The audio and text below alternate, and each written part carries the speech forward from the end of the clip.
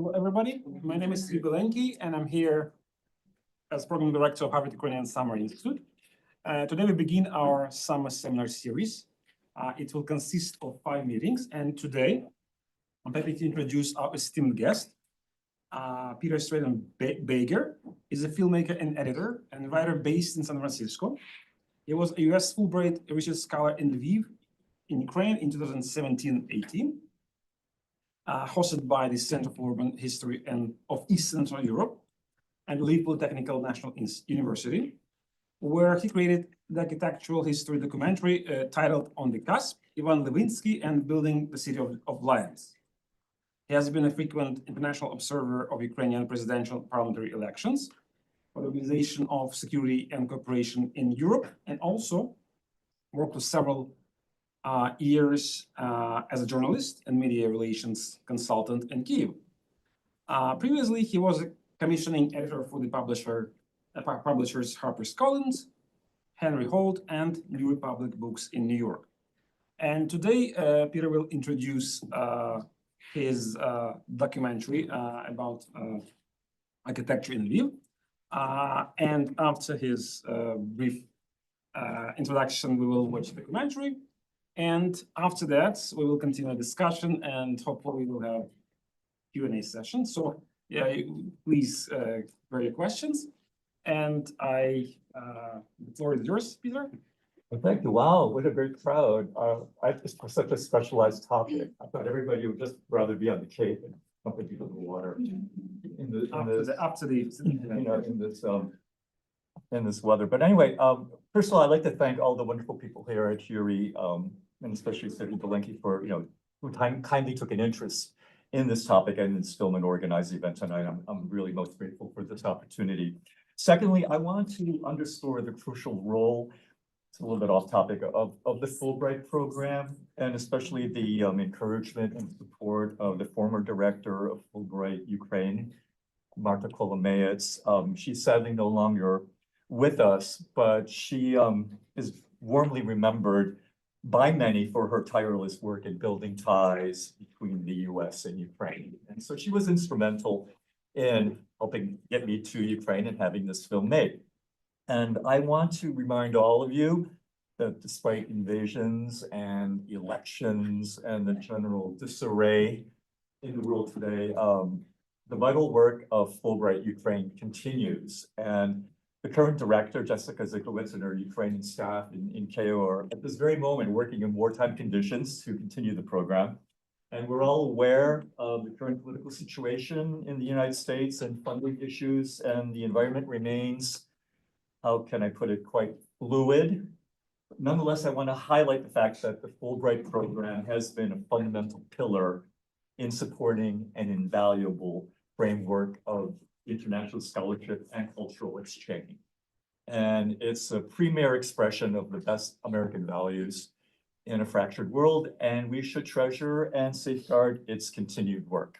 So thirdly, I want to thank so many people in Ukraine, including my hosts at the renowned Lviv Polytechnic, which plays a very important starring role in the film, as well as the Center for Urban History of East Central Europe, which is a research institute in Lviv, and the center director, Sofia Diak, and her staff were most gracious in providing a home, a library, and resources, and I'm most grateful for their input and hospitality. The current war in Ukraine has disrupted so many lives and careers, especially of young people, at the center and within Ukrainian academia, and we really need to be supportive of their continued dedication to their studies and projects in this very dire period. So as you will see, I interviewed many academics and specialists from several countries for this project, and they're featured throughout the film, and they're listed in the credits. Not everything we discussed in our wide-ranging and fascinating discussions could have been incorporated into the final cut of the film, such as the nature of the medium. Nonetheless, I'm grateful for their contributions in helping to shape the story of Ivan Levynskyi and the emergence of a modern Lviv. Finally, I was determined to enlist the talents and visions of young Leopolitans in this project, and it is their story as well. a story of a current generation in the city, exploring the city's complex heritage, and so many of them helped along the way. And I want to especially highlight a trio of talent. The director of photography, Bogdan Kostik, and the visual video artist, Anastasia Fonina, and the composer, Ostap Vanulak, for helping me create this documentary. It was a wonderful collaboration with them. So this film is a story of empire, nationalism, and a city's march to modernity. It's also an investigation of a city's public sphere, symbolic representation, and the expression of power. Most of all, it is an exploration and appreciation and perhaps a working definition of a key figure in Lviv's history, one man whose life path and work can illuminate some of these broader themes for us. I'd like to cite a quote that I found helpful, and you may also when you're watching this film. So here's the quote: "The power of empire in all eras is to pretend to embody the only possible idea of the universal. Empire imposes itself on us as the finished form of humanity, and those who resist it are accused of locking themselves into a folkloric and anachronistic provincial difference, lagging behind the march of the world. To create, someone could no longer go through his or her own culture with his or her own imagination, but borrow the codes of the empire, as if the only real success was to be recognized by the empire. Our time speaks of diversity, but does not take it seriously. It is difficult to understand that it is to the extent that each people can create in its own universe and in its own language that the diversity of the world will be truly valued." So I came across this quote when I was making the film. I was in the middle of working the film, and it really prompted a lot of reflection on my part, especially as it's a contemporary view. Expressed by a French-Canadian essayist, by the way, Mathieu Bocoté. And I just feel that it's quite relevant to this topic. And you may or may not agree with me, but we can discuss that later. So my film focuses on a complex corner of an empire, a city now known as Lviv, the capital of the crown land of the Austro-Hungarian Empire, the Kingdom of Galicia and Lodomeria, in its final resplendent period before the global calamity of the First World War that erupted in 1914. So this was a period of rapid economic growth, which fueled a remarkable cultural flowering in the arts, especially in architecture and in the graphic arts. But it was also a time of festering, unresolved national, sociocultural, and political tensions. And these tensions could be traced back to the question of identity, the assertion, rediscovery, or redefinition of an identity of peoples, both with and without their own nation state. And one thread in this quest for identity could be traced to the 18th century German philosopher Herder, who argued, quote, that a nation's soul was to be found in the history, language, and art of the ordinary people. He embarked on a systematic study of folk songs, tales, and myths, which he saw as the most uncorrupted expressions of cultural heritage. So his views prompted later generations across 19th century Europe to carry out ethnographic, archaeological, and historical research in an attempt to discover the essential roots of national culture. And the interest in local building traditions and the material culture of peasant communities intensified, not least in politically oppressed states, where the vernacular practices served as a powerful cipher for national art and design. Peasant art and architecture was a signifier of difference. Peasant art and architecture was central to accelerating a cultural renaissance. And peasant art and architecture was able to help various peoples, assert their claims to existence, actually. And in areas where there were rival claims during a period of competing notions of national identity, abstracted peasant traditions were a useful tool for asserting a collective presence, as they were, as architectural forms were perceived to be emblematic of national character. So while the various European explorations of identity and the rise of nationalism accelerated in the 19th century, a pan-European arts and crafts movement simultaneously emerged. It first took shape in the 1860s and 1870s in Britain with William Morris and his circle, who championed the dignity and labor of craftsmen in the face of rampant industrialization and social alienation. So there was a call to return to honest workmanship and truth to materials. So by the 1890s, this aesthetic, also known by other terms as Art Nouveau, Jugendstil, or the Secession, flourished throughout continental Europe. In the United States, this art was expressed through what is now known as the Tiffany style, or the aesthetic of the Roycroft crafts movement, founded in 1895 in East Aurora and upstate New York, and the early work of the architect Frank Lloyd Wright. Now, the British writer and filmmaker Jonathan Meades astutely points out how this pan-European aesthetic quickly became politicized and localized. He notes, quote, "For all its whimsy, Art Nouveau is political. The strain that developed, for example, in the eastern French city of Nancy is a deliberate opposition to that in neighboring Metz and Strasbourg, then German cities whose recent buildings were in the German Jugendstil." And why? The Art Nouveau of Nancy was born when Alsace and the Moselle regions were annexed by the Germans in 1871. And Nancy, a French border town, was home to much of the intelligentsia who refused the annexation. And Nancy defined itself with its own version of Art Nouveau, just as many small countries, aspiring autonomous regions and city-states such as Riga, Liguria, and Catalonia did. So Nancy took as its model the English arts and crafts movement. And as Meades sort of acidly notes, unlike the arts and crafts, it was not opposed to industrial processes, but it shared the conviction that a well-turned door handle would make the world a better place. So, but not only door handles could define a nation. Rosalind Blakesley, who is a British specialist writing on the arts and crafts movement, elaborates on the evolution of this aesthetic further afield in late 19th century Europe. In what Blakesley calls, quote, Europe's periphery nations, such as Hungary, Poland, and Finland, the arts and crafts evolved out of the broader political landscape of national resurrection and resistance to the oppression of foreign rule.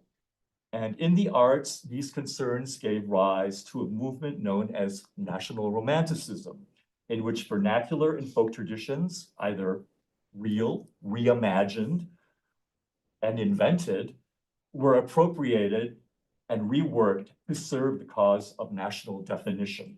With its focus on folk art as a repository of pure national forms, its interest in the recovery of minority cultures, and in its concern with the revival of handicraft skills, National Romanticism had a significant political presence within the arts and crafts aesthetic.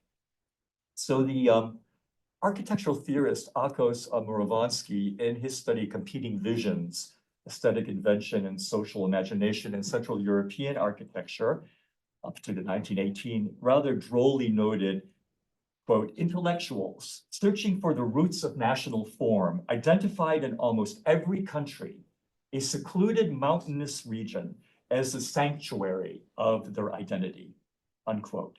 And for our purposes here, in our region of interest, in our time frame, in Galicia, the Carpathians and the Tatra Mountains served this role for the Ukrainians and the Poles of Galicia, who were still subordinate within the confines of the overarching Austro-Hungarian Empire.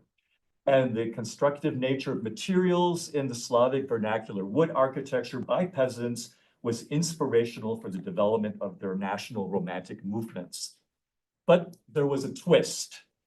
An enlightened outsider needed to come into the isolated, impoverished, but pure village to interpret and promote vernacular art and architecture as expressions of nationhood and cultural identity. Aristocrats, or artists and intellectuals, the majority of whom came from middle class urban backgrounds, were drawing on vernacular examples in order to develop sophisticated languages of design which could compete in urban settings in the modern world.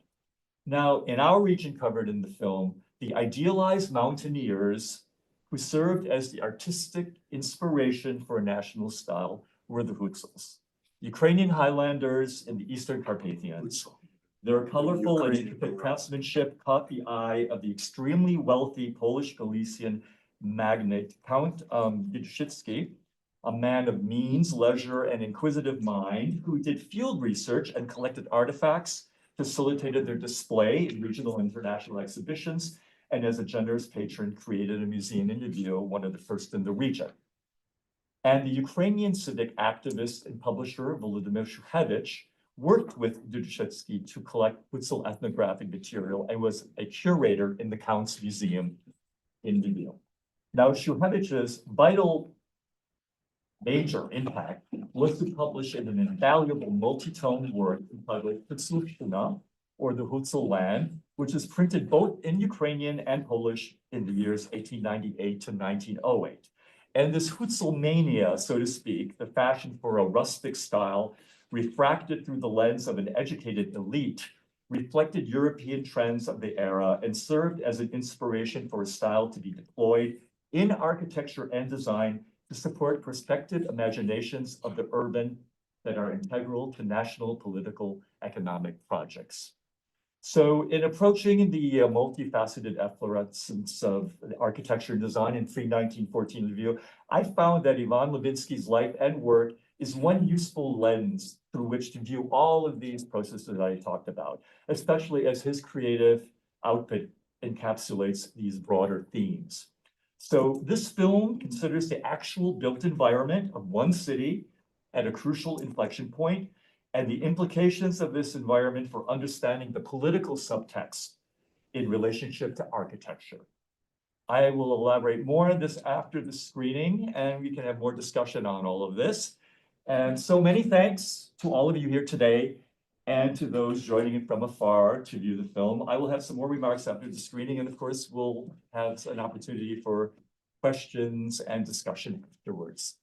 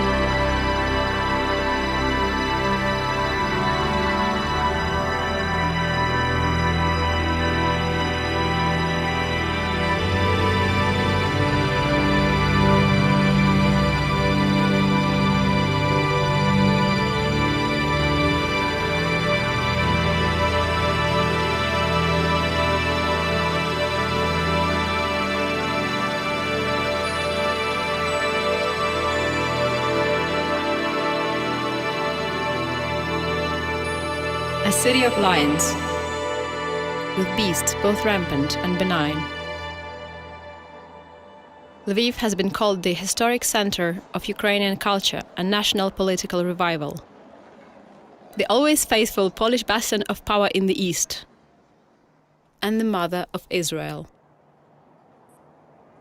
Blessed and cursed by geography, Lviv was battered by a cruel 20th century.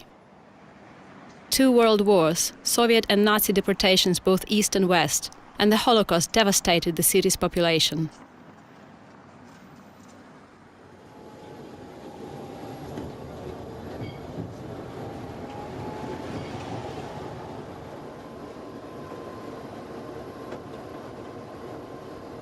Decades of economic problems in the Soviet and post-Soviet era of an independent Ukraine further degraded the city.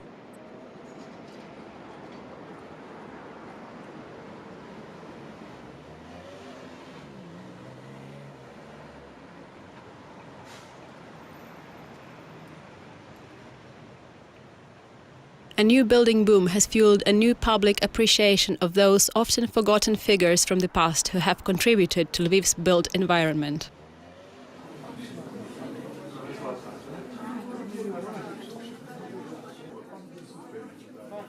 It is challenging to define Ivan Levynskyi. Was he an architect, an educator, developer, philanthropist? Levynskyi was the leader of Lviv's construction business at the time. He was a godfather of Lviv construction industry of early 20th century. Levynskyi fulfilled all these roles, as well as that of a visionary and victim.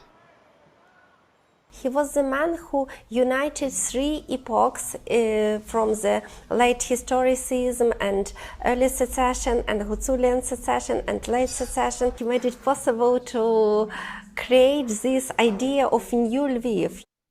His story must be placed within the long and complex stream of urban history of the City of Lions. Founded by the Ruthenian king Danilo Halevsky in the 13th century, Lviv was named after his son Lev, or Leo. Leo's city, or Leopolis, was shaped by conflict and trade. A strategic location on routes east and west, as well as north and south, brought the world to the city. Through conquest or commerce, waves of political and cultural change have shaped the poetics of a multicultural urban narrative. A narrative reflected in a stunning architectural heritage. And it is this legacy which provokes questions on identity, stewardship, and restoration for contemporary use. It's a major challenge for the history of architecture in the city, and I think it's a major challenge for the preservation and restoration, that we treat buildings not like material objects, but we also try to see beyond the walls and try to see how, what were the lives here, who lived here, why they lived here, or why people lived here before, why we are living here. Leo's city, after decades of medieval conflicts, eventually passed into centuries of Polish rule. And later, the City of Lions was absorbed by the Austrian Empire in 1772. Borderland cities in contested frontier regions offer lessons in memory and belonging. Kingdoms and empires rise and fall. Elites and power politics change.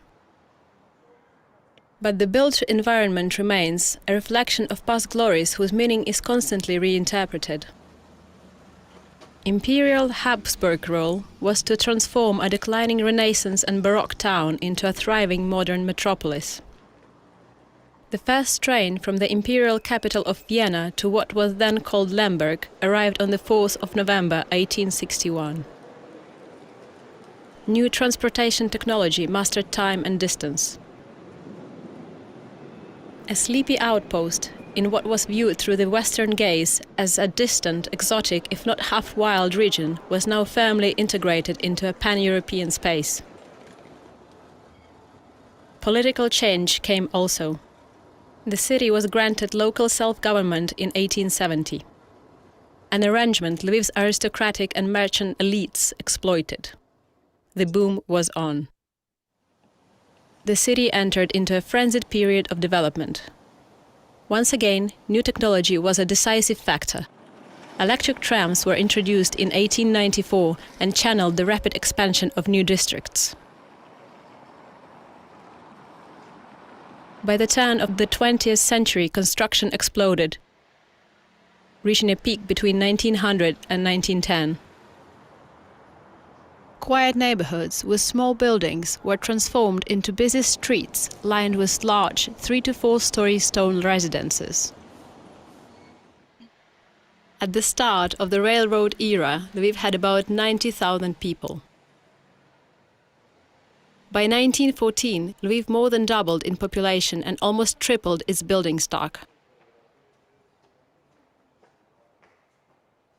From backwater to boomtown, Lviv had become the prosperous capital of the Kingdom of Galicia and Lodomeria, the largest crown land of the Austro-Hungarian Empire. The main agent of changes is not entrepreneurs, not bankers, not economists, but bureaucrats. It's harmonization through bureaucratization. So for this day, who invest all these kind of efforts, all the money in changing in this structure, which had several effects, very important effects. And one of the effects is that, first of all, city is relatively expensive to live. Not many people could afford to live in the city. Basically, it's a city of middle class. During this period of unprecedented growth, Ivan Levynskyi would ride through the streets in his horse and carriage, inspecting the city. Levynskyi was born on the 6th of June 1851 in the small Galician town of Dolina. His father was a Ukrainian school director and his mother a descendant of a German family from Bavaria. From modest provincial beginnings, Levynskyi graduated in engineering from Lviv's Technical Academy, later the Polytechnic, in 1874. He nonetheless had an expansive personality and drive that built an extraordinary career. Він був горбатий, у нього була фізична вада. Любив пожартувати з лукавим виразом на лиці. Levynskyi built a fortune with his comprehensive design and construction company. He created an industrial empire employing hundreds of employees in several factories. Він любив свою фабрику, він любив свої машини. Його порівнювали з Уільямом Моррісом. Принципова різниця. Для Морріса машина була анафема, а Левинський любив свої машини. In his academic career, Levynskyi was appointed a professor and later a dean at the Lviv Polytechnic. His commercial office proved as well to be a training ground for a new generation of architects. There was no young architect in Lviv at the time who did not pass through Levynskyi's office. The Polish architect Tadeusz Obmiński was to be celebrated as the most talented among them. Від деталі до проекту, до будівництва, все замкнуто на його діяльності. І людина, яка до нього потрапляла, вона проходила всі ці стадії. Хоча, з іншого боку, саме проєктування було розділено, тому що в проєктах, виконаних на його фірмі, дуже важко авторство встановити. Тому що, хто робив реально проєкт? Тому що дуже часто плани робив він або вникав в них. Оце функціональне зонування, об'єднання, вигідність тих планів, комерційна, перш за все. Це були його задачі. The right time and the right place, and the right people. Levynskyi partnered with his former professor, the prominent Polish architect Julian Zacharewicz. Together, they developed Kastelivka, a leafy neighborhood inspired by the garden city ideals of the arts and crafts movement. The building boom soon made land too valuable for villas and gardens. The focus of Levynskyi's architectural development shifted to the construction of numerous public buildings and apartment houses throughout the city. The intersection of design and construction by Levynskyi coincided with the development of Secession style in Lviv. Levynskyi's factories manufactured the bricks, ceramics, stained glass and other decorative elements that are now to be found throughout the facades and interiors of buildings in Lviv. The fact that these two, perhaps the best Polish and Ukrainian architects, were able to cooperate, that's really brilliant. It tells so much about this Austrian Galicia. Majolika is a covering of tile. It is luxurious, it is very, very beautiful. So I collect Majolika tiles from stoves. And this tile, it was from the factory of Ivan Levynskyi. Levynskyi, he painted tiles by himself. It was his passion. He called Majolika that it was his lover, He painted, I think, at nights. He was sitting and painting tiles because it was a handmade painting and also thinking about design. The Secession in Lviv shares significant aesthetic and cultural premises with the arts movement that arose throughout Europe in the late 19th and early 20th century. French Art Nouveau, German Jugendstil, or Italian Liberty, let alone the Viennese Secession, Catalan Modernism, or Scottish Modern style, were contemporary to each other. A new spirit of style was in the air, connected by a web of contacts and exchange that set trends and reactions. When we wanted to renovate it, we realized that there are so many glasses missing, and that the spider glass, it's so-called spider glass, is not available in Lviv anymore. And so I was lucky enough to find the spider glass in Vienna at a house that was totally refurbished. And so I took windows from in Vienna, put it in my car, and then transported those windows together with a donut light here to Lviv. There was a desire for novelty and renewal.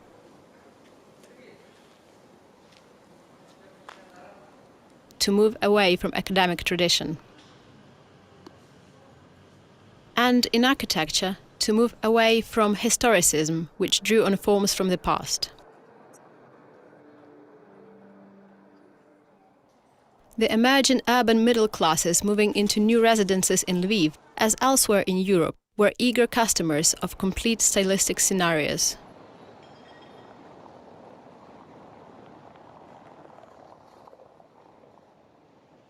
The Secession style in Lviv was very strong and was very rich because of Jewish influence, and the customers of our Secession were Jewish. Style reflected two approaches, offering the forms of nature and those of man. Floral motifs were all the rage. The curvy organic blended with geometric purity. You could see the dominance of the line, smooth and wavy.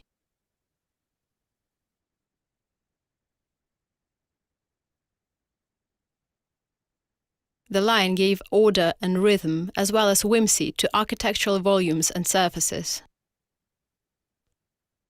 You have this obviously very still present, the Soviet past, but then you have also a young generation which looks very different, does different things, and at the same time you have this scenery of this Habsburg architecture.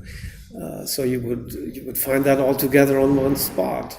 So that was fascinating, I found, and that was inspiring as well for me to think of creating an institution which would deal with something like the urban. One of the most amazing examples of Secession architecture in Lviv is design of Bohomoltsa Street, a creation of collective authorship from Levynskyi's office. The Center for Urban History shows the promise of sensitive restoration and adaptation to modern life. The style was clear because Levynskyi, the architect, he did all the buildings in this road. And so I just wanted to renovate it in his way. So we even had to redo many details like the steelworks, like the handrails, so blacksmith's work. The political dimensions of the secession style can be seen by the search of many nations, especially those who did not have their own states, to assert cultural symbols of identity.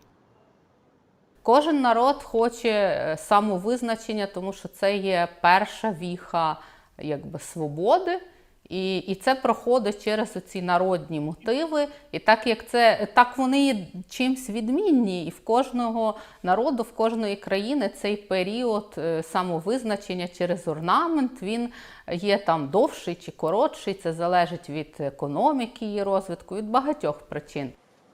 There was an exploration and reinterpretation of folkloristic decorative motifs.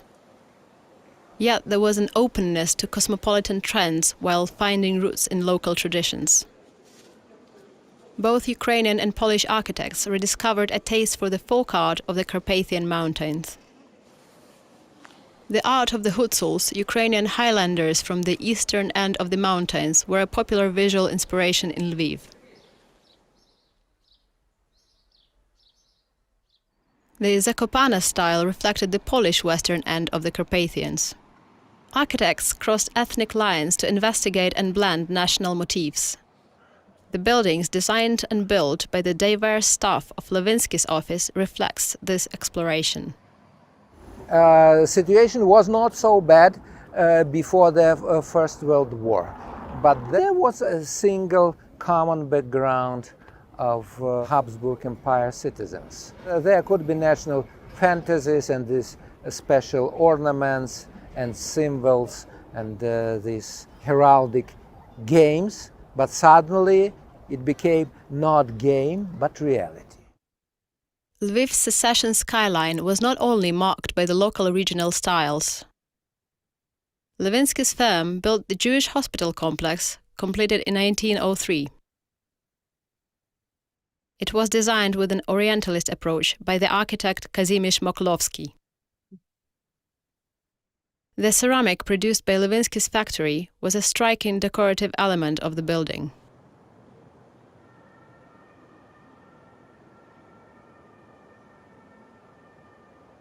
The Dniester building, completed in 1906, is on a highly symbolic state for Ukrainians in the center of Lviv.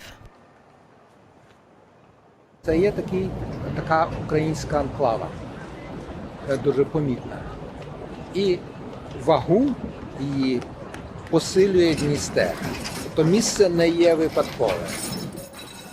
It is located on a street that was traditionally populated by Ukrainians since the 14th century. The building is a wonderful example of this search for national style by Ivan Levynskyi's architectural office. Inspired by Carpathian folk art, it was a symbol of the effort of Lviv's Ukrainian minority at the time to assert its own identity in the urban landscape. Native people of this land we also are present here, and from here comes this flamboyant style, to be noticeable. Once again of a collective authorship, the lavish facade of the building was designed by Tadeusz Obminski and the ceramic design by Aleksander Lushpinsky. So many signs, so many inner symbols are mixed there with this special silhouette, with employing special materials, polychromic ceramics and wooden details and special iconography and symbolics, which is very eclectic. The building of the current Forestry University, completed in 1908, is a lucid example of searching for a national Ukrainian style. It is at the same time an example of progressive architecture reflecting modernist concepts. A client brief called for Ruthenian folk forms. Levynskyi's office won the contract. The ground floor mimics in cement the log beams of Hucul Highlander houses in the Carpathians. Tadeusz Obminski prepared the initial project. Lev Levynskyi, a relative and partner of Ivan, was assigned its detailed development. Symmetrical and immense, the building's silhouette recalls the layered roofs of Eastern Christian churches. Ironically, a limited budget prevented lavish ornamentation and produced a look anticipating the future. By 1914, the city of Lions was on the cusp. On the cusp of modernism, as the future of architecture was not in imitating the past, but fulfilling the potential offered by modern technology. Ornament was becoming a crime. On the cusp of profound political and social change, Lviv in 1914 was a glittering aristocratic and merchant enclave in a sea of impoverished peasants. Increasing numbers of people were seduced by nationalism, promising new political arrangements. In the 1890s and in the first decade of the 20th century, what we can see in this region is a nationalization process. And as a process of this nationalization, that we have this Ukrainian, Polish national projects, and we also have the Zionists turning up, and sometimes the Jews are forced to, are excluded from existing now national institutions. This Galician identity starts in a way to sort of evaporate a bit as a result of this process of nationalization. Ivan Levynskyi had forged a brilliant career over several decades. He achieved financial success and social standing as his talent attracted the commissions of the city's elite. But the comfortable world of this elite was poised at the edge of a precipice. The golden dawn of the 20th century proved to be a blinding sunset for a civilization. With the coming of mass politics, and this is like a bonus again for the empire, once you have political reforms, you could expect mass politics. And with coming of the mass politics, the political climate changes into what sometimes called into sharp key, with a more violence than less violence. And therefore, by the beginning of the First World War, you have already seeds of the conflict. It was the period of culmination of building process, of architectural process in Lviv, 1913, 1914. It is very bad that the First World War started because it was the end of Lviv flourishing. It was the best time maybe for Lviv, 1914. The sudden collapse of old imperial hierarchies ignited an already explosive environment. There were rival Polish and Ukrainian claims to the City of Lions. On the very beginning of November, Ukrainians proclaimed their independence here, which is immediately initiated Polish-Ukrainian War, which lasted for several months, actually for 9 months.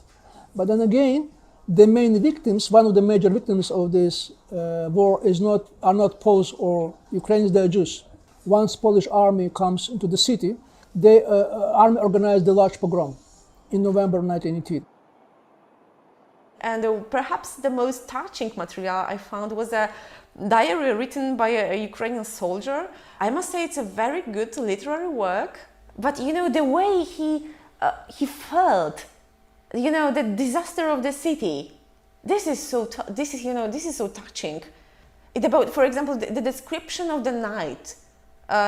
He described the first night after Ukrainians seized power in the city, and it's really like it's a beautiful poem about being in the city, which is now our city, but he felt fear. He was afraid of that night. Ivan Levynskyi's death on the 4th of July 1919 coincided with the final destruction of the imperial world that shaped his life and his career.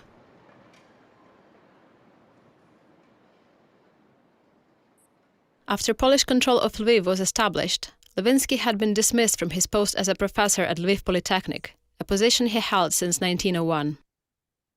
He had declined to sign a loyalty oath to the new authorities. His business empire was also in ruins, boycotted by the new authorities. You know, there was no space, there was no place for him, for such a person who was able to write his surname in 2 different ways, who was able to cooperate with Poles, with Jews, with whoever you want, because whoever you need. Yeah, so this is what changed with the end of Austria. He carved human souls by the power of his temper, the hammer of energy, and the blood of his heart. This epitaph, engraved on the tombstone of the architect's grave, reflects the esteem the city's visionary builder had achieved. It's a question of who has the right or what, and if identity is fixed, and who has the right to tell you who you are. He is acknowledged as perhaps one of the most important actors in the creation of the Lviv we know today. His legacy is now in the hands of a new generation of Leopolitans, once again joining a pan-European, if not globalized, world. Once again, Lviv is experiencing a building boom in highly fluid economic conditions. And once again, this boom provokes debates on architectural style, urban design, and context. History also can narrow down. It's like a scenery which becomes static in a way, and I think a city and urban society should be open to develop and not giving up its own identity in any way, but also at the same time be open to change and to listen and to contribute in its own way to something like a global culture. It remains an open question how the architectural achievements of the past, a past shaped in no small measure by Ivan Levynskyi, will be integrated into the emerging profile of the City of Lions.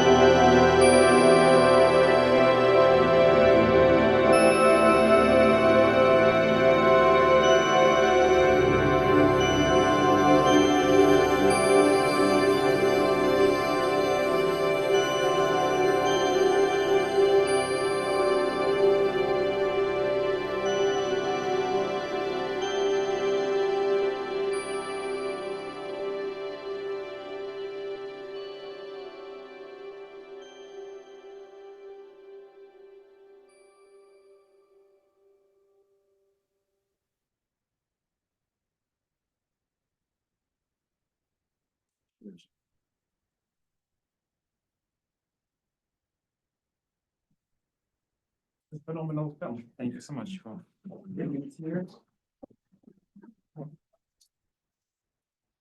It was made before the full-scale invasion, so the movie was a little bit different in the city. And the city's changed much again because of military conflict. There's a lot of change happening, and we'll see how it all pans out. But there's been an influx of, a lot of people from the East, and yes, so the film reflects a certain point in time for. It also seems to be open-ended. Yeah, it's hoping for the best. But I want to talk a little bit now about what I was not able to put into the film. I mean, there's always limit of time, resources, or whatever, and there are some things that also just didn't fit into general narrative. So there's some more details here I want to go into. Again, it's about identity, and Levynskyi's life and work progressed through a period of somewhat porous and ambiguous cultural boundaries. In the view that gradually and then very suddenly sharpened. So my remarks sort of cover the darker details of his final years that were referenced but not covered in depth in the film. And again, these undercurrents refer once again to questions of identity. So I found another quote that was sort of interesting, the Polish sociologist Tomasz Serhiy, who he's written a lot about Poland's eastern cultural border and the difficulties of crossing that border for Poles and their neighbors. But he poses some useful questions about identity that may help guide us in tracing Ivan Levynskyi's dilemma in his final years. So Serhiy asks, should Polishness, in effect, really any nationality can be put in here, any national identity, have defined boundaries, or should it be rather an open cultural plateau? And of course, how we answer, of course, depends on our own political stance, whether you're liberal, conservative, left or right wing. And for Serhiy, the liberals would view clear-cut differences in identity as something, quote, artificial, in that they usually appear to be distinctions that have been arbitrarily introduced and that needlessly divide people who are equal. And for liberals, there are recurrent declarations of openness and a recognition of a fluid identity and a fusion of cultures. On the other hand, conservatives, meanwhile, dwell on what he calls, quote, the primordial nature of national groups and the differences between them, and that this nature is a reality, and there are canons and imponderables, unquote. So you can imagine that these two views of identity could be either open or closed. And Levynskyi was fortunate to be able to start a career, create a life through open doors, but then the doors slammed shut. And as the film illustrated, Levynskyi prospered as an academic colleague and commercial partner of the celebrated Polish architect Julian Węgierowicz, and who designed the imposing main building of the Lviv Polytechnic and was a professor there. And after 1881, Levynskyi became a very wealthy man, very highly successful developer and an entrepreneur, and he was very firmly integrated into the Polish elite, in Lviv. And Levynskyi's affiliation with the Polytechnic further cemented his ties with Lviv's Polish circles. But as the Polish architectural history writer Jacek Purtula points out, the Lviv Polytechnic was the only Polish technical school of higher education from the 1870s onwards, and it played a crucial role in creating a modern Lviv. And the school and the booming economy created a Lviv that was a leader in state-of-the-art technologies and architecture. But what's important here is that Polytechnic also served as a vital crucible for forging a technocratic class of what was envisioned as a future Polish state. So this is where it gets a little bit complicated. So the Lviv Polytechnic enjoyed its status due to a major political change in the Habsburg Empire back in the 1860s. And a very centralized empire became more autonomous, and Galicia became basically a semi-autonomous region under an Austro-Polish compromise, and it had its own parliament with limited voting rights, and the Polish ruling elite was firmly in charge. And the following few decades, up to 1914, would witness a sustained campaign by the Ukrainians, particularly after 1900, to achieve some sort of parity with the Poles in politics, education, and culture. So as Jarosław Hrycak, we saw in the film, writes, when he writes on historical memory and regional identity in Galicia, the Poles feared the emergence of a new secular Ukrainian elite, the mass migration of Ukrainian peasants into cities, and the extension of voting rights. And such developments, they feared, were likely to undermine their political domination of the region. So all of these political issues rumbled in the background as Levynskyi and his firm became very successful, and they became the most powerful center of architectural development in that period.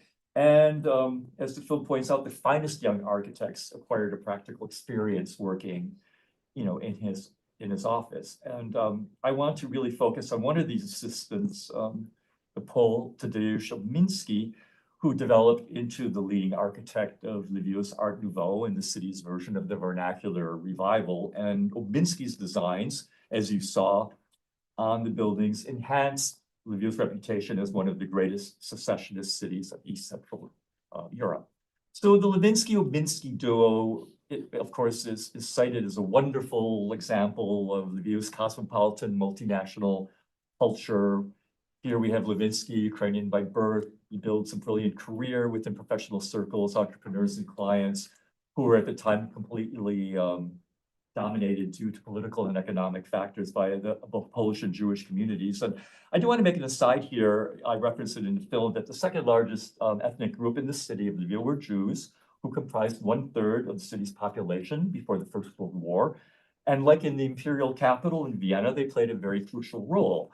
And the Jewish bourgeoisie and professionals were a crucial force in the process of creating the modern profile of Lviv up to 1914. So meanwhile, Levynskyi is a Polish architect who works, for Ukrainian patrons under Levynskyi's guidance and becomes one of the stellar creators of an urban architecture in the Ukrainian national style, ironically, at the beginning of the 20th century. And again, returning to our architectural historian, Turkla, he proclaims that Lviv was finally formed and defined within this civilizational boundary of the Habsburg monarchy, and that this civilizational power of the monarchy determined the shape and character of Lviv at the turn of the 20th century. However, while reaching its zenith of development, multinational Lviv experiences growing conflict between its Polish and Ukrainian communities and created dynamics fueled by cultural variety, ultimately fueled tragedy. And the peak of the prosperity coincided with the culmination of national rivalry. So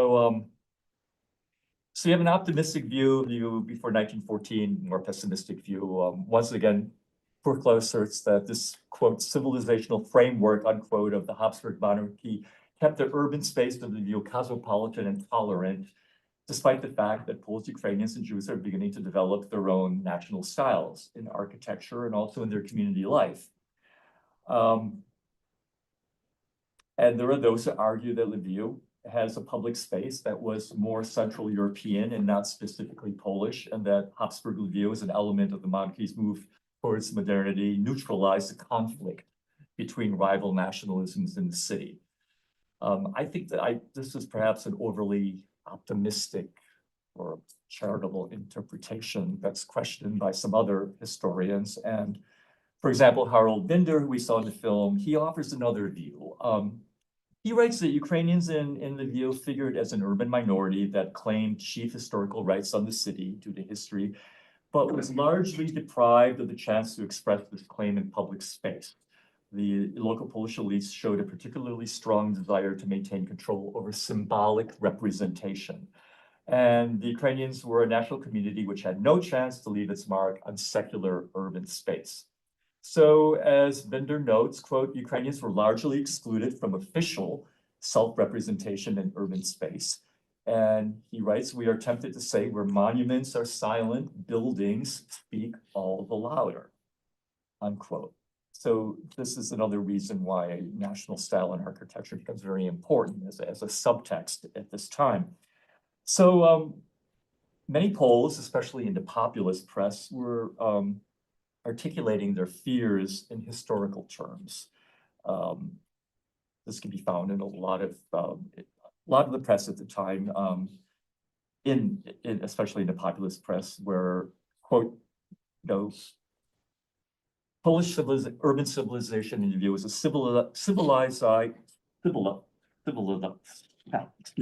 a civil and westernizing mission of Polish culture, and it was a bastion against, quote, Eastern hordes, unquote.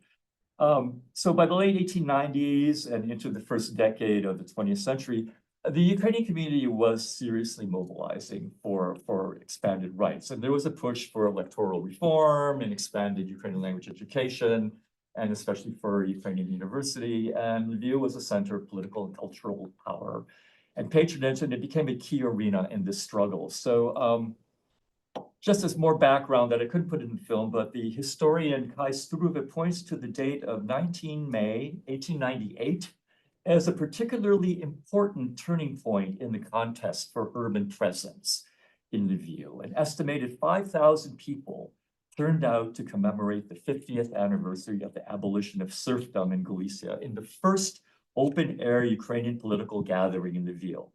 And this celebration marked an important milestone of national expression that would accelerate over the next decade. And unfortunately, each expression of identity by one community would provoke a counter reaction by the rival community. And in the first decade of the 20th century, inflammatory rhetoric and militancy spiked. And there was a spectacular assassination on the 12th of April, 1908, when a Ukrainian university student named Miroslav Secession shot the Galician viceroy, Count Andrzej Potocki, one of the wealthiest landowners and leading figures of the Polish aristocratic ruling class in Galicia. And can't get into many details here, but Potocki was a particularly despised figure by many Ukrainians because during his authoritarian tenure, he opposed electoral reforms and he heavy-handedly repressed peasant strikes by laborers on landlord estates and all of that. But this was a rare act of political violence in the Habsburg monarchy, in contrast to the steady stream of terrorism and revolutionary violence that you could see in neighboring autocratic Russian Empire.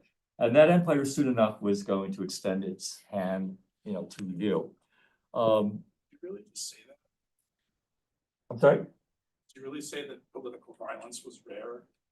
In the Habsburg monarchy, yes. Compared to other, it's all relative, but compared to other. We will have discussions afterwards. It was a shocking act for Austria-Hungary at that time.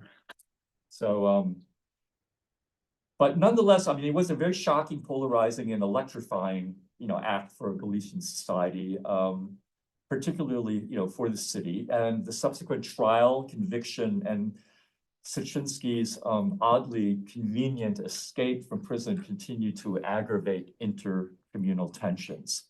So the Ukrainian community of Lviv received their own martyr on the 1st of July, 1910, when a student, Adam Kotsko, was shot to death. During a demonstration, he was shot to death by a Polish student during a clash at the university. So the funeral for that martyr, there was a funeral and subsequent memorial processions in 1911 and 1912. So once again, it inflames passion. So what happens here, I mentioned all of these events because the Lviv's public spaces have now literally become a battleground. And the cityscape, both historic monuments and buildings and the construction of new structures, was now subject to fraught interpretations, and it was imbued with heavily symbolic meanings. And these tensions started inevitably to start seeping into the academic world and professional societies. And the Lviv Polytechnic, before the First World War, as I said, was one of the leading technical schools in Central Europe, training architects and building engineers. And it was very important symbol for the Polish community because critically it offered an education in Polish, which was not possible at that time in other universities in other Polish cities than within the German or Russian empires. So the language situation is therefore very charged at the Polytechnic. And so Jakub Lewicki, Polish author, is a very thorough book. In Polish, Between Tradition and Modernity, The Architecture of Lviv from 1893-1918. He details some of the emerging suspicions and hostility. In the first decade of the 20th century, he details, quote, the growing national antagonism, unquote, within the Polytechnic society, which had been active for decades. And the society included Ivan Levynskyi as a member. And professionals were now dividing themselves by national origin. In 1907, the Circle of Polish Architects now faced a parallel newly formed society of Ukrainian engineers, which encompass architects. So, and here's an interesting little story that the Ukrainian society was still very small and it was expanding its membership. But nonetheless, the Polytechnic Society by 1913 felt compelled to rename itself the Polish Polytechnic Society as a mark of national belonging. And it formally changed its statutes that stipulated Polish as an official and administrative language. And there was a stated, I mean, this is found, in the archives, there was a stated concern to quote, to confirm the Polishness, unquote, of the society, which was duly confirmed in their regulations. And this creation of the Society of Ukrainian Engineers really provoked criticism in the Lviv Polish language press, which accused Ivan Levynskyi of initiating this society as if there's something to be accused for. And the Polytechnic Society had what was called a very stormy meeting, very stormy discussion over Levynskyi and other members of the Ukrainian technical intelligentsia joining the new organization. And in response to hostile press inquiries, Levynskyi calmly replied that he wasn't present at the forming of this organization, but he would join the new society since he never concealed the fact that in fact he is Ukrainian. So in light of these suddenly increased concerns over ethnicity in the architecture profession at the time, it's interesting. I just want to step back and note some statistical context. It has some contemporary relevance also. Because there seems to be this growing panic about language and identity in higher education. But in the academic year 1893 to 1894, during the winter term, the Polytechnic had 254 students, of which 242 were Polish, 25 were Jewish, and there were 11 Ukrainians. And by 1913-1914 academic year, the Polytechnic had 1,742 students, with 1,582 Poles, 96 Ukrainians, and 64 people of another ethnicity. So we see in these numbers how issues of access, representation, and inclusivity in higher education and elite formation were not addressed. So as national polarization escalated, the final years of Levynskyi's life and career took a turn for the worse. And the architectural historian Ihor Zhuk, as we saw in the film, he did a lot of research in the archives of the Polytechnic, and he offers some additional revealing details for what happened between 1908 and 1920. And he found in his research that by the second half of the first decade of the 20th century, there were concerns already being expressed in the Lviv Polish press about the increasingly large-scale building projects carried out by Ukrainians in Lviv. And there was at first veiled and then later open criticism of Levynskyi as an executor of these projects. Now, mind you, this comes very late in his career, and he's already built a lot of buildings in the city for many, many clients, but there's already now this unease that's being publicly expressed about certain new buildings going up. And Levynskyi starts getting into some difficulty because of this, but after 1910, especially, where all of a sudden certain projects are not being approved by the city authorities, which was unprecedented because he was a power broker for decades already in the city, and now he runs into problems. So Ihor Zhuk's conclusion was that it appears that city officials are now quietly sabotaging Levynskyi's business. So the storm clouds were now gathering.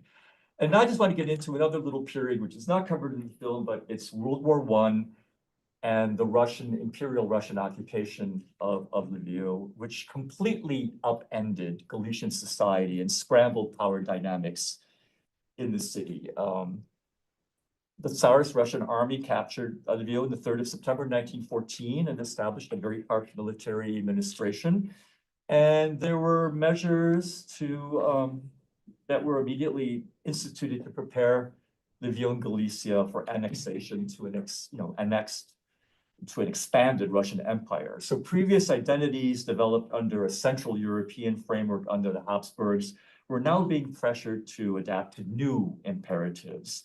And as with every occupation, especially a very harsh occupation, the local multinational population, a population which was already somewhat inflamed by pre-war tensions and the shocking trauma of mass violence during the Russian invasion, had to navigate across a spectrum of choices: sullen endurance, jockeying for advantage, or outright collaboration in dealing with this strict new regime. And the Russians certainly exploited social conflicts and national rivalries to stoke resentment and solidify their rule. And Christoph Mick, who's in the film, he provides a very, very detailed account about all of this in his book, Lemberg, Lwów, 1914-1947, Violence and Ethnicity in a Contested City. And suffice to say that the Russian occupation left a poisonous legacy at that time. So the Austrian forces recaptured the city in late June 1915, and the Russian occupation was relatively brief, but the damage was already done to pre-war cohesion.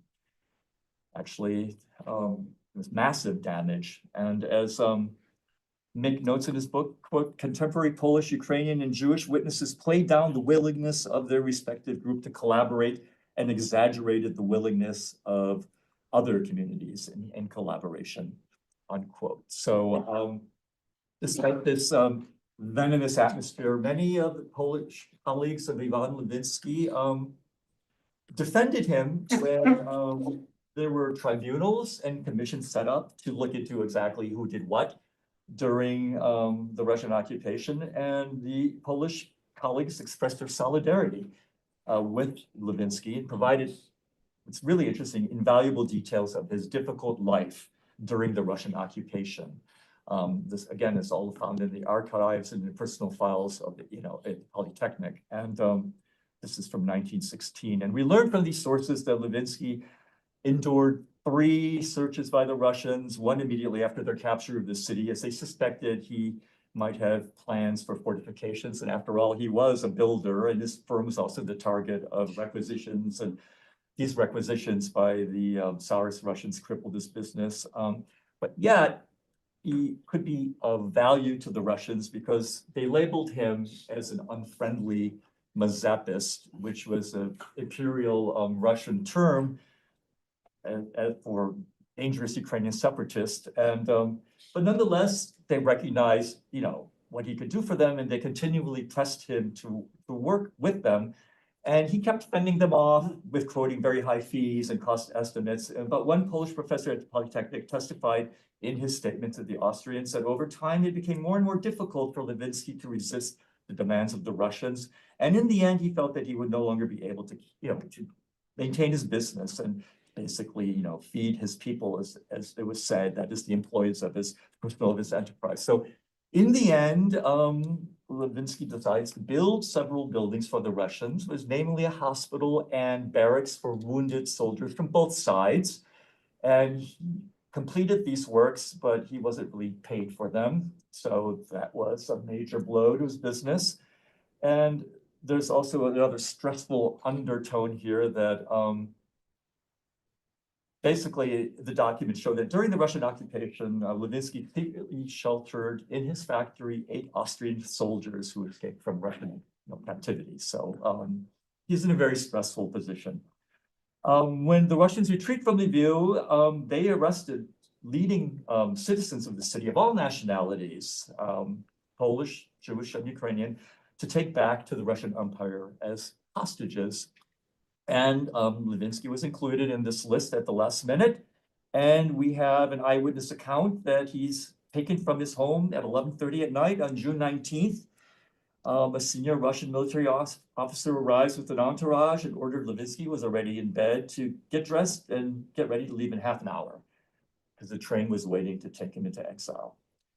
So Levynskyi spends 2.5 years in exile in Kyiv, and while there, he's allowed to continue some architectural work.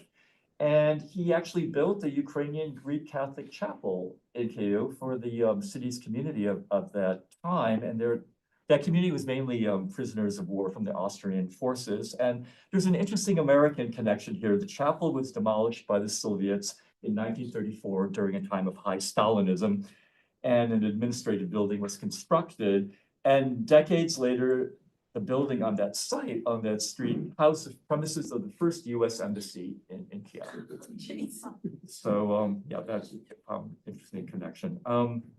In 1917, the Russian Empire, of course, collapses, and those people who were taken into exile in the Russian Empire come back to Lviv. And Levynskyi's return is not very happy.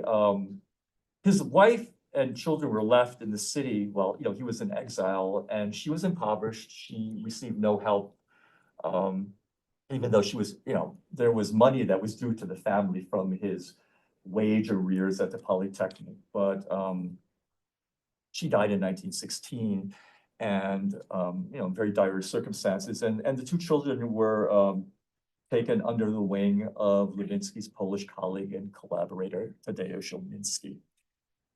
So Levynskyi's back by early 1918 in Lviv, but he's subject to anonymous slander that he was a collaborator with the Russians and that he voluntarily left with the Russian forces to the empire. So this, of course, arouses a lot of concern by the Austrian authorities. So another commission is formed, and the Polytechnic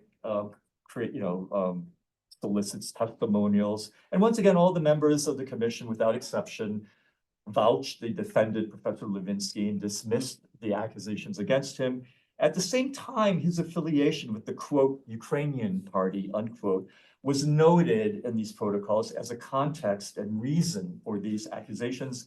And here's an interesting quote by a professor emeritus, Leon Sotoczynski, who called for, quote, taking into account the great partisan hostility caused by unheard of accusations which were completely groundless, unquote. So he's already under a cloud upon his return, but nonetheless, he plunges into new work, and he wants to launch a new economic structure for the Ukrainian community called labor. And labor was supposed to be a new umbrella institution with branches throughout Galicia. And what labor was supposed to do was basically proselytize among the Ukrainian population about the importance of crafts, manufacturing, and commerce, and develop creative, productive forces, pursue science and work in the field of economic life, and enable young people to train as artisans, industrialists, and specialists. And this organization was very much, what we hear here are very much the echoes from the idealism first expressed decades earlier in England by William Morris and his circle. And it's an example of what's called practical organic work, unquote, for Ukrainian national uplift. And this term organic work was very popular in the late 19th and early 20th century throughout Europe. And it's very much a theme in national romanticism. So there are a lot of organizational conferences for this new organization, but once World War I ended and the Poles took over Lviv following November 1918, all of that was put to an end, and the Polish victory in the battle for Lviv definitively marked the end of an era, and it destroyed much, if not all, of the political and educational advances the Ukrainians had managed to achieve under the Habsburgs. And once again, the Polish architectural historian Puchta summarizes the sudden sharp division imposed on Galician society after 1918. Quote, Jews and Ukrainians became second-class citizens.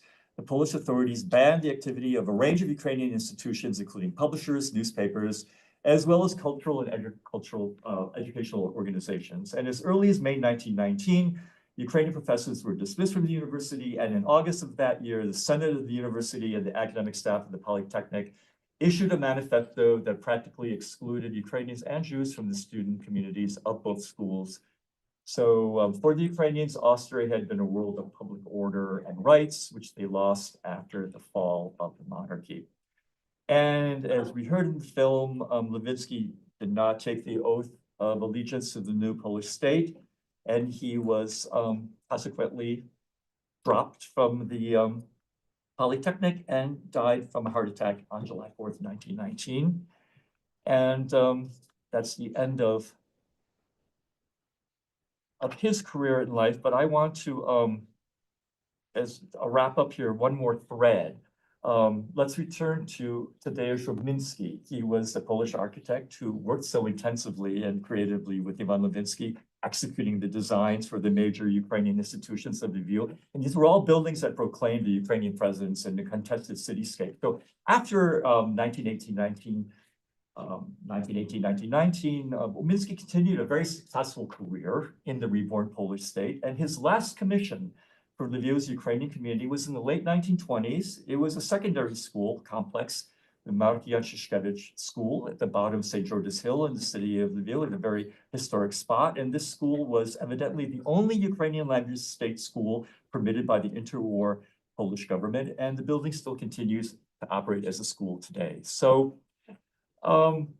just to wrap up here, I want to say that this whole story of Levynskyi illustrates how the built environment has been and is shaped by various forces to advance diverse political and cultural positions through the deployment of imaginaries of tradition. And it's the everyday practices of the built environment, or the creation and recreation of the built environment by clients and architects, that continuously produce and reproduce political subjectivities and also illuminate the contestations between different groups. And Lviv is a city that haunts the imagination of several nations. It's been called a city of, quote, nationalized memories. It's also been labeled by the Ukrainian historian Marian Mutari that Lviv can be, quote, narrated as a sequence of victories of various nationalisms, each of which wanted to make the city its own, unquote. So how can we ultimately define Ivan Levynskyi and his role in the creation of the architectural profile of Lviv? I feel that it's a story of professional accomplishment in a very exciting era of rapid change, an inspiring example of cross-national collaboration and creation, and a resilience and dedication to his ideals in the face of chaos and repression. Sadly, however, his tragic ending is also a sinister harbinger of additional horrors to come for the city of Lviv, Galicia, and the rest of Eastern Europe in the following decades of the 20th century. Thank you.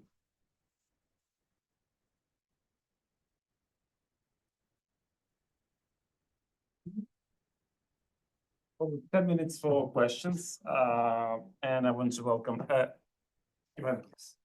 Our first question. Yeah, thank you so much. My name is Ivan. So, although ask, please be precise as possible because we want 10 minutes. Yeah, sure. So yeah, my name is Ivan. I'm a PhD student at the University of Oxford, and my question is about the movie itself and like the narrative behind.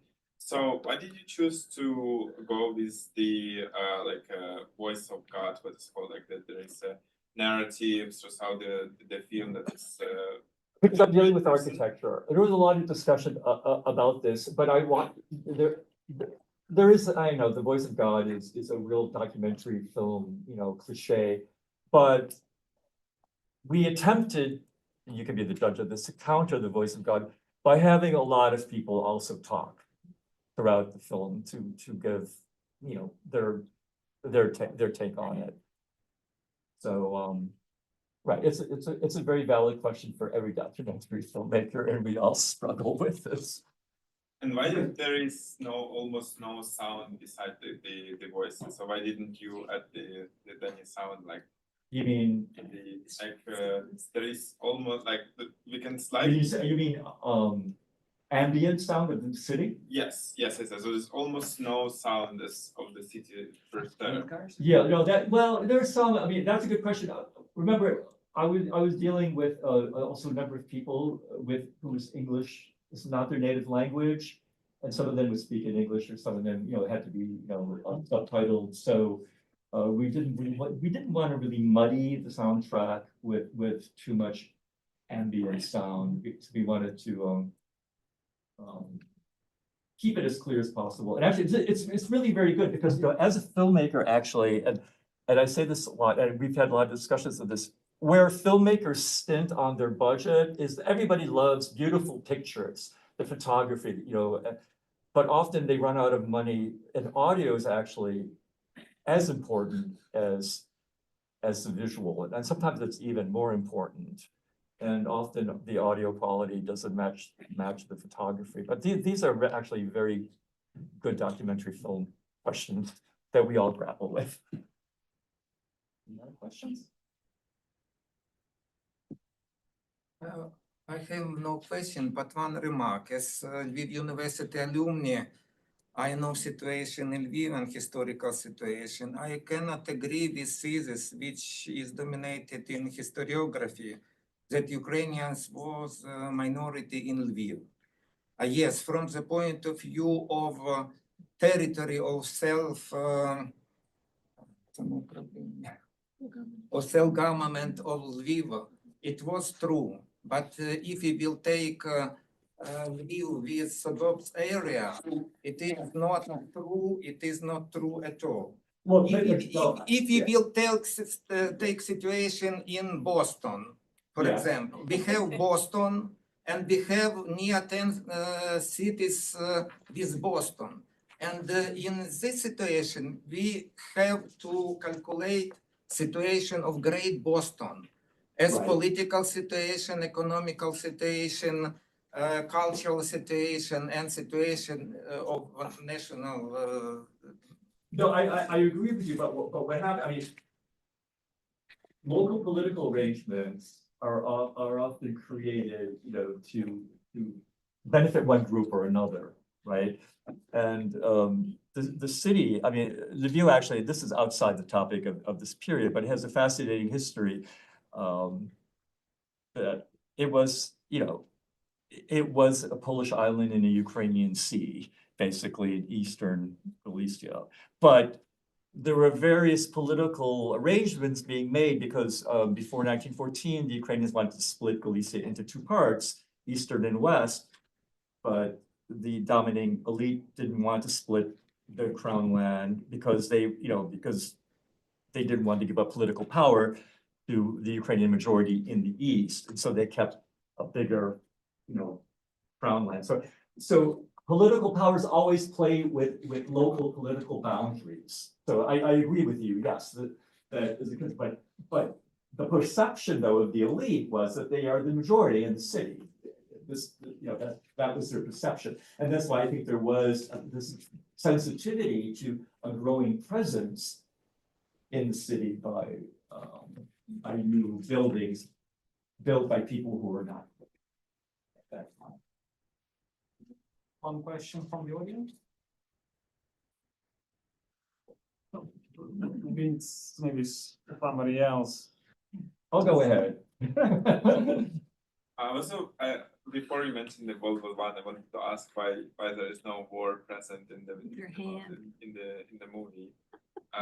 Because I think that was like an important moment as you follow up afterwards, and so for me it was like a interesting choice that you made. So maybe you can explain why there is no war mentioned there. I'm sorry, I didn't hear the part. So why did you decide to exclude World War I from the narrative?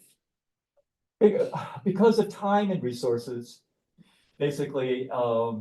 And it becomes, I think it's something that could be saved for a lecture rather than, because it starts introducing a lot of new elements, the Tsarist Empire, and then you get into the whole thing between relations between Imperial Russians and the Polish elite and the Ukrainian Greek Catholic Church, and of course the Jewish community. And it becomes a film in itself. And a book, and Christoph Mick has a wonderful book on that. So with all the details, we all make editorial choices, and I wanted a through line, basically ending in 1914 with a coda that he dies in 1919. World War I gets very complicated. I just have a question. I wanted to thank you. It was really just such a rich presentation, such a rich talk. And are you thinking of making it into a book? I think it would make a wonderful biography. Well, there are a lot of, what I wanted to say is I think that, and this is sort of a shout out to Ukrainian studies in the West and everywhere, that the one area where there is actually not as much English language material is in the field of visual arts and architecture and art. And I think there should be a lot more English language material.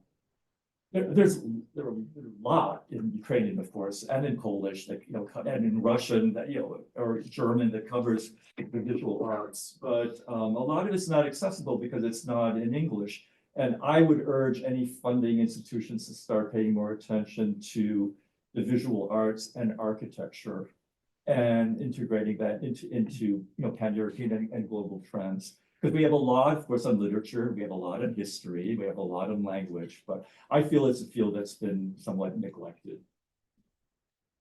Fortunately, we don't have much time, but I want to read one comment from our online audience, and it's an interesting comment from Marta Serhiy. She writes, not a question, but as Levynskyi's great grandniece, many thanks for this wonderful program. His niece Melania Levynskyi married my grandfather Ivan Levynskyi. So this is quite interesting. That's people are, the relatives are there. They're interested in your wonderful film, and I think we probably can wrap up today's event. It was a wonderful experience. I learned a lot about Lviv and architecture and this particular architect. And thank you so much for bringing this fantastic topic to us. Thank you so much. Thank you all for coming on a very hot and humid day. Yes.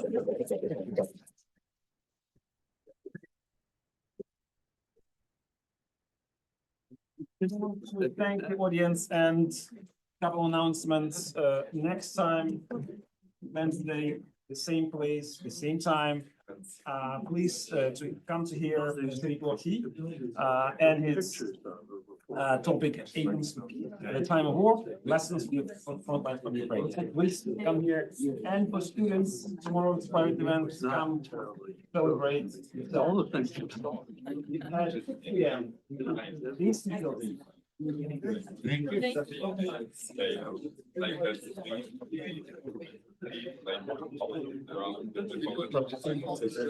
Yeah.